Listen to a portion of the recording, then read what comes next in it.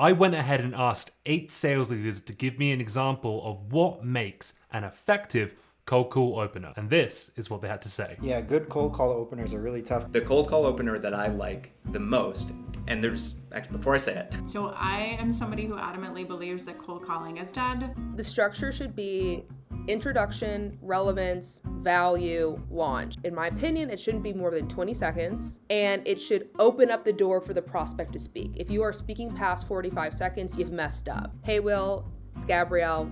Saw on your profile, you're involved in X, Y, and Z. We have a solution, makes it way easier and faster. Just curious though, how are you going about that today? Some people do the shady stuff where they tell you to like call them and pretend like you know them. Like, you don't know me. You don't know somebody named Vidyard, come on. So I'm like, look, Will, this is Vidyard. You're not expecting my call. Do you have a moment? I promise to be brief.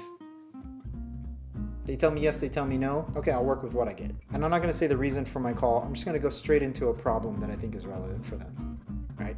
I'm calling from TriNet, and a lot of CFOs that I speak with, typically their second largest cost after payroll is health benefits. And I know that health benefits costs have been rising about 8 to 15% year over year in the state of California. Curious, how are you handling your second largest cost rising that much? Wait, who is this again? Because it's such a good, informed, well-positioned question with a statement before it that people are just like, whoa, that was really good. What? How did you know? It will be the same 10 years from now, too. I don't believe in any gimmicky kind of stuff. For me, old-fashioned permission-based opener this has worked for the longest time. Hey, Will, Jason with Blissful Prospecting. Look, I know I probably got you in the middle of something, but you got a minute for me to tell you why I'm calling? And you can let me know if you want to keep chatting? I think people, instead of focusing on the best intro, could focus on how to deliver it with the best tone, pace, how to sound professional, like a peer. If you focus on those things, that's really what the intro is all about. Your cold call opener has to be you. I can't tell you that if you use these words, it's going to be successful because I'm not you. And I don't have your tone. I don't have your sense of humor. I don't have whatever it is that makes you you. And so you really need to make sure that you are listening to all this advice, but then trying things out for yourself, practicing a bunch, finding an opener that feels comfortable to say. Because if it doesn't feel comfortable to say, it will be very uncomfortable to listen to. And that's what's beautiful about sales, is that it will be different for you because you are you and you're not me, I don't think. Now that said, I personally like to be a little cheeky on cold calls. I like to have a little fun. I realize that most people probably don't want to be receiving these things. And so my first goal is to disarm them a little bit and even sometimes to get a little bit of a chuckle out of them, if possible. Just to say, relieve the pressure, relieve the tension a little bit. Hello, so-and-so.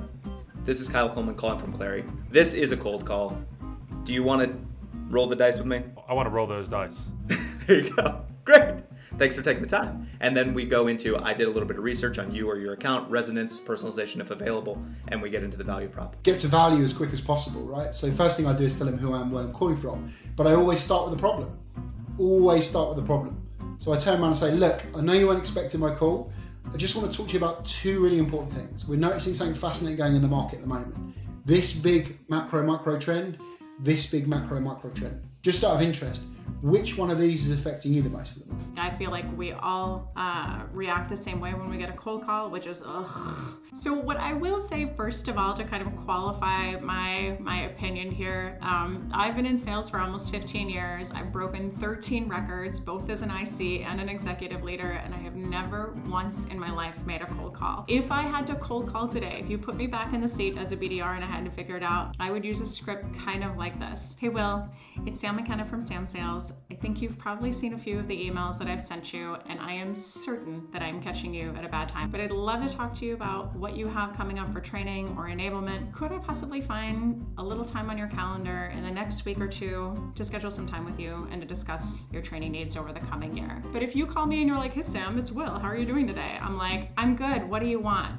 And I'm a really nice person. So that's what I would use from a script perspective.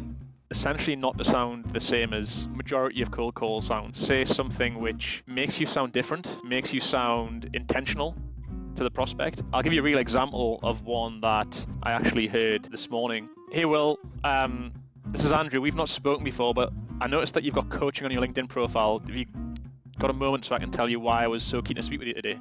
I like to call this the PLA. So I'm all about formulas and frameworks, and it stands for pleasant, laughing, and arms up. So let's give you what it is. Hi, Will, thanks for taking my call. Hey, look, I know I'm calling out the blue here.